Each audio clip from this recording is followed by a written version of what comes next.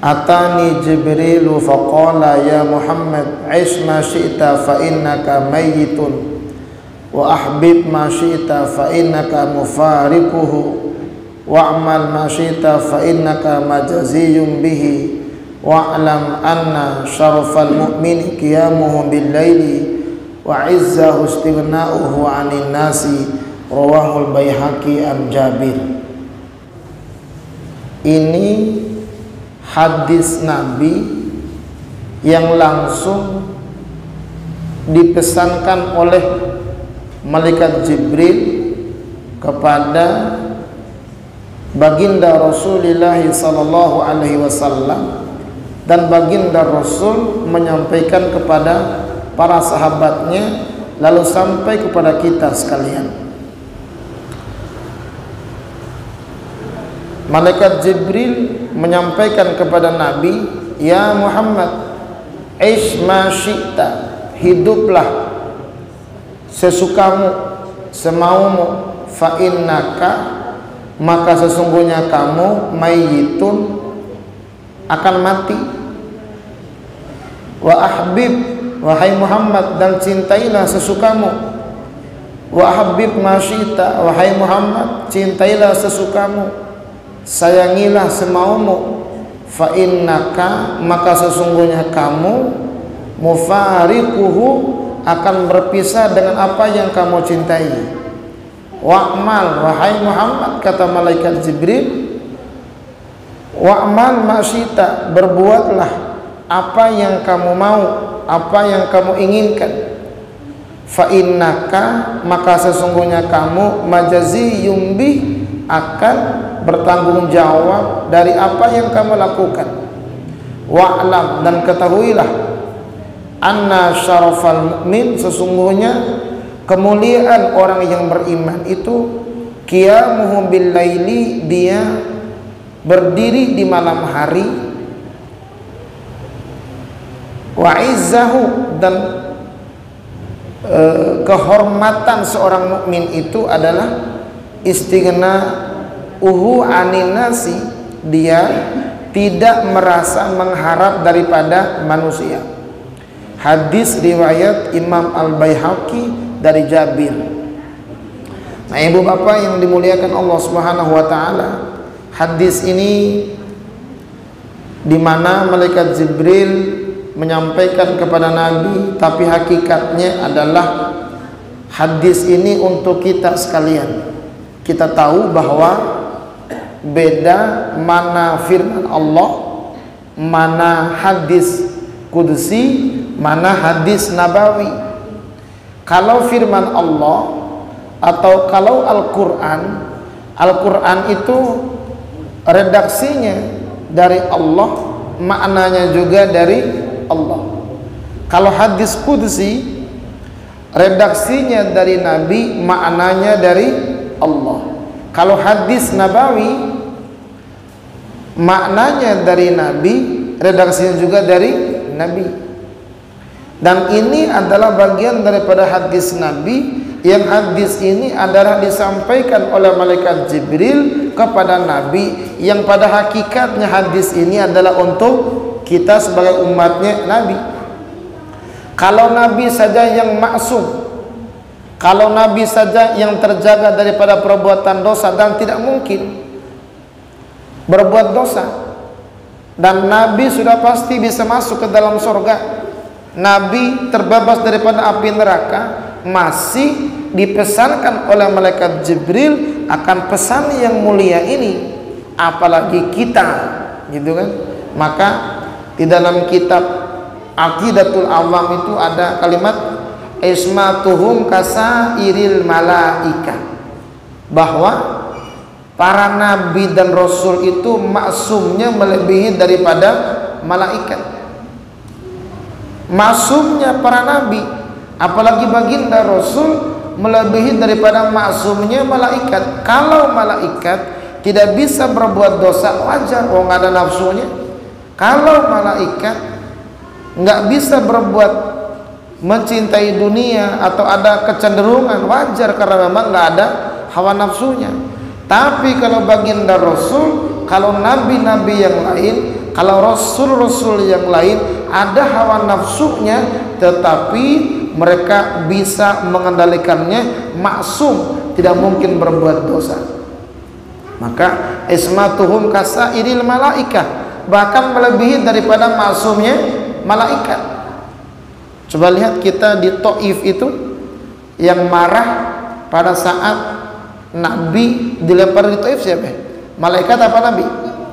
Nabi mah nggak marah, dan Nabi nggak bikin spanduk, Nabi nggak bikin baliho, awas ada kriminalisasi Nabi, Nabi nggak bikin tuh. Yang marah siapa? Malaikat. Kata malaikat, wahai Muhammad, gimana nih kalau saya angkat bukitnya, akan saya timpakan nih. Tuh, malaikat nggak ada hawa nafsunya saja, masih gedek sama orang Taif. Inilah maksud daripada Nabi Muhammad, maksumnya melebihi daripada maksumnya malaikat. Dan malaikat yang gedek tersebut, malaikat yang maksumnya dilebihi oleh maksumnya Nabi tersebut, pesan sama Nabi. Pesannya apa? Ya Muhammad, ish ma syi'ta fa innaka mayyitun. Sejatinya ini adalah pesan untuk kita. Artinya apa?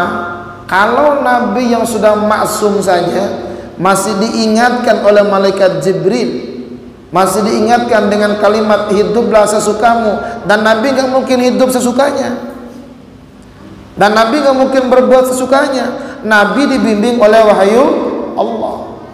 Jangankan perbuatannya, jangankan perkataannya, sampai Nabi tersebut mimpinya saja merupakan bimbingan dari wahyu Allah.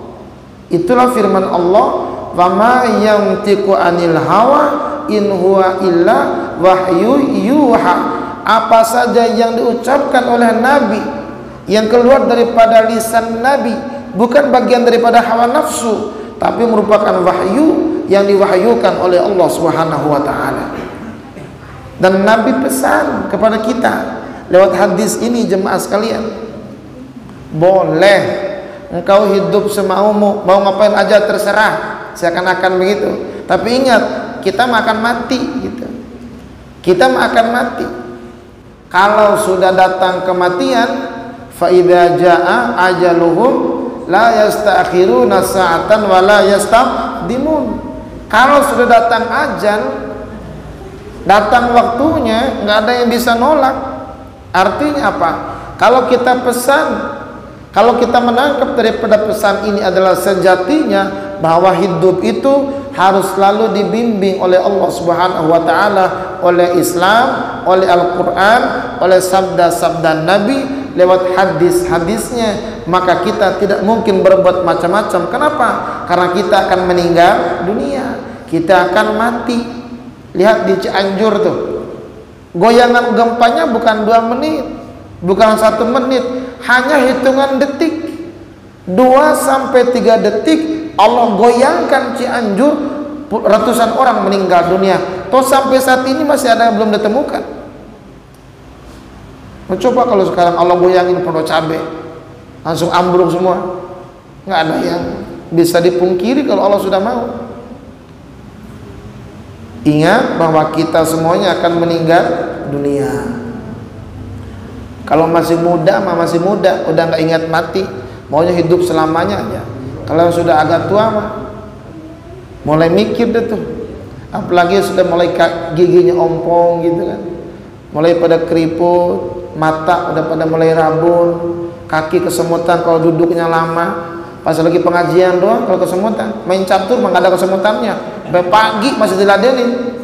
Kalau main catur, main gaplek nggak ada kesemutannya, itu pada banyak tanda. Ya kalau umur Nabi berapa Pak Bu? Umur Nabi kan 63 tahun lebih kurang. Maka umur umatku kata Nabi antara sitina wasabaina, antara 60 sampai 70. Itu umur umatku kata Nabi. Jadi kalau ada yang pada malam hari ini umurnya 50 tahun, cuma tinggal 2 kali pilkada lagi Pak. Ya kan? Udah berapa Pak umur? 58. Iya bentar lagi. Nah iya, umur Nabi 63 tahun. Nah umur umatku antara 60 sampai 70. Jadi kalau malam hari ini ibu-ibu umurnya 50 tahun, tinggal 2 kali pilkada lagi sudah. Waspadalah, mulai makan yang enak-enak udah. Kalau sekarang ada yang umurnya 60 tahun, ibarat main bola, wasit mulai peluit panjang. Kalau sekarang umur 60 tahun, mulai peluit panjang tuh wasitnya. Kalau sekarang ada yang umurnya 70 tahun, ibarat main bola, perpanjangan waktu ya. 70 tahun perpanjangan waktu. Kalau umurnya 80 tahun, tinggal adu penalti, kesenggol dikit jatuh mati. 80 tahun masuk angin pakai kipas, kerokan mulu. Pas lagi mati bilangnya masuk angin duduk. Bagaimana angin tidur, angin duduk aja bikin mati. Udah nggak bakal bisa kemana Pak. Fa innaka mayyitun, akan mati, akan meninggal dunia. Maka begitu kita melihat hiruk pikuk tentang kehidupan ini, kita mau foya-foya, kita mau maksiat, kita mau berbuat apa saja, ingat fa innaka mayyitun, akan mati. Semua akan menghadap Allah Subhanahu wa taala. Nah, pesan selanjutnya adalah wa habib ma syi'ta fa innaka mufariquhu. Cintailah sesukamu, cintailah semaumu, sesungguhnya akan berpisah dengan apa yang kita cintai. Itu saya kemarin ke Cianjur menyaksikan di halaman rumah ada mobil ketimpa sama bangunan rumah. Itu harta sudah nggak ada artinya lagi. Yang tadinya setiap pagi dilus-lus mobilnya, dicuci, padahal mobil nggak pernah mandiin dia. Setiap saat dia mandiin mobil mulu. Motor dirawat, senggol dikit marah, awas mobil gua lecet. Serba makhluk yang di Ragunan disebutin gara-gara senggol dikit. Cinta banget sama hartanya. Boleh, tapi kita akan berpisah sama harta tersebut, akan berpisah sama mobil kita, akan berpisah sama rumah kita. Boleh jadi orang-orang Cianjur tuh rumah dibangun, cari harta bertahun-tahun untuk bangun rumah, bahkan berpuluhan tahun untuk bangun rumah. 2 detik Allah goyangin, ambruk rumahnya. Coba mau cintain apa lagi sudah? Boleh, tapi akan berpisah dengan itu semua jemaah sekalian. Maka cintailah sekedarnya saja. Suatu saat akan menjadi benci, atau bencilah sekedarnya saja. Nanti bisa jadi akan disayangi. Jadi hidup itu biasa-biasa saja jemaah sekalian. Terkadang kita sayang banget sama istri, kalau udah mati mah Masya Allah, baru seminggu udah ngelirik lagi sama suami. Kadang-kadang kuburannya belum kering, udah ngelirik aja. Ada bapak-bapak pagi meninggal istrinya, siang dia ke kuburan bawain kipas angin. Mau kemana Pak? Mau kipasin kuburan istri saya biar cepat kering. Kenapa? Wong pesan sebelum matinya, Pak, jangan nikah sebelum kering kuburan saya. Setiap hari kipasin, padahal hujan mulu, hujan. Habis dikipasin turun hujan, habis dikipasin turun, nggak kering-kering, nggak nikah-nikah dia. Apalagi biasanya kalau suami yang meninggal duluan, istri jarang yang nikah lagi. Lebih baik saya ngurusin anak ambil gede, kata istri. Coba kalau bapak-bapak, kalau ibu-ibu meninggal duluan dah, bapak-bapak kawin lagi ngapa ngurusin anak, boro-boro udah kawin ngurusin anak. Anak dimaki-maki, anak tiri, ibu tiri bilangnya. Nyanyi deh tuh, ibu tiri. Semua akan berpisah jemaah sekalian, semua akan berpisah. Maka sekedarnya saja. Selanjutnya pesannya buat kita adalah wa'mal masyita fa innaka majaziyum bih. berbuatlah sesukamu, apa yang kamu mau. Ingat, apa yang kamu lakukan itu akan ada pertanggungan jawab, akan dibalas oleh Allah. Sekecil apapun perbuatan kita, mau yang besar, mau yang kecil, mau yang salah, mau yang benar, akan diperlihatkan oleh Allah Subhanahu wa taala dan akan ada balasannya. Kan kata Allah, hal jazaul ihsana illal ihsan. Kalau kita berbuat baik, balasannya baik. Kita berbuat dosa, balasannya ya buruk. Nah, oleh karena itu semaksimal mungkin dalam hidup ini kita berbuat yang baik, berusaha sekemampuan kita untuk selalu berbuat yang baik, selalu mentaati perintah Allah Subhanahu wa taala, menjalankan sunnah-sunnah daripada baginda Rasulullah sallallahu alaihi wasallam. Semua akan melakukan itu dan semua akan mendapatkan balasan itu, dan balasan disempurnakan oleh Allah pada hari akhirat nanti. Dunia mah balasannya ada, tapi tidak seberapa besar balasan di akhirat nanti. Akhirat mah Allah menyempurnakan balasannya. Maka boleh minta bahagia di dunia, itu yang kita doa dalam doa-doa kita. Rabbana atina fid dunya hasanah wa fil akhirati hasanah.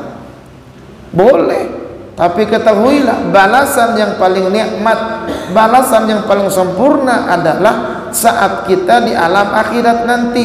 Seakan-akan kebaikan-kebaikan kita di dunia ini kita akan menyesal. Kenapa enggak banyak yang sedekahnya? Kenapa enggak banyak yang sujudnya kalau tahu balasan begini? Kenapa enggak ke mushola ya kalau tahu balasannya begini? Kenapa enggak ke masjidnya kalau tahu balasannya begini? Kenapa enggak lama ya pengajiannya kalau tahu balasannya begini? Nanti di akhirat akan diperlihatkan oleh Allah Subhanahu wa taala. Di dunia mah sedikit diperlihatkan. Paling kalau pengajian air putih sedikit, paling juga kopi sedikit, paling juga buah-buahan sedikit. Tapi di alam akhirat nanti Allah menyempurnakan balasan itu. Lihat dalam Al-Quran tuh, man amila sholihan min dzakarin wa untha, siapa orang yang berbuat baik, laki-laki atau perempuan, wa huwa mu'min, dia beriman kepada Allah. Orang berbuat baik, laki-laki atau perempuan, dia beriman pada Allah Subhanahu wa taala. Ada enggak balasan di dunia? Ada. Falanuhyiyannahu hayatan thayyibah. Di dunia orang tersebut mendapatkan balasan yang baik, hidupnya baik. Tapi balasan di akhiratnya apa? Wala najziyannahum ajrahum bi ahsani ma kanu ya'malun. Balasannya lebih ahsan. Kalimatnya bukan hasan lagi, ahsan. Lebih baik, isim tafdil. Lebih baik balasannya di akhirat nanti.